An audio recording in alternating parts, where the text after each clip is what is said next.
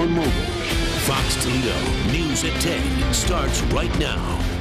It's a campaign one congressman is not looking forward to. Good evening, I'm Allison Brown. Dennis Kucinich stopped in Toledo this afternoon. We caught up with him to get his take on the new congressional boundary lines. Fox Toledo's Sharia Davis is on assignment now with what he had to say about the new law. We need to make sure that those workers, that if that plant ever shuts down, that those workers would be able to have a pension for the rest of their lives. The Cleveland Democratic congressman says his purpose for visiting Toledo today was to rally against nuclear power, not to campaign. But with Governor John Kasich's new congressional map, which was approved on Monday, he has no choice to run against his friend for 35 years, Congresswoman Marcy Kaptur. I don't like it. I mean, how could I like it? Marcy Kaptur is a friend of mine. I have a great deal of respect for her. The new boundaries were formed to reflect the loss of 2 U.S. House seats due to Ohio's shrinking population. Toledo and Cleveland are now both in the same district, and voters will have to pick either Kaptur or Kucinich to represent them.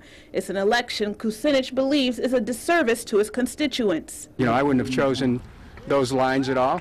So why, you know, it wasn't a choice that either of us made. I have to present my credentials to the people, as she does, and let the people make their choice. The new map means Lucas County will be carved into 3 congressional districts. Kucinich says he doesn't know that much about Toledo, but he will certainly make an effort to win this race. All I can do is just make the best case for myself, and people will do what they feel is right. The two will go head-to-head in next year's primary. Reporting tonight, Sharia Davis, Fox Toledo News. Kucinich was the keynote speaker at today's anti-nuclear rally in downtown Toledo. The rally was held at Promenade Park this afternoon. Anti-nuclear supporters targeted plants in Northwest Ohio and in Michigan.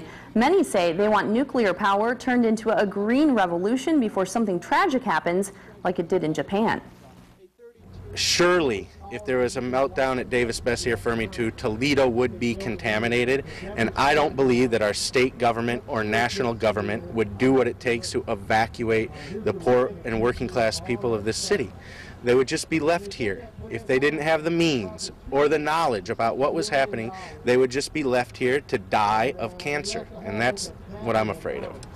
Now the Coalition Against Nukes in Toledo plans to go door to door to educate the community about the dangers of nuclear power. Education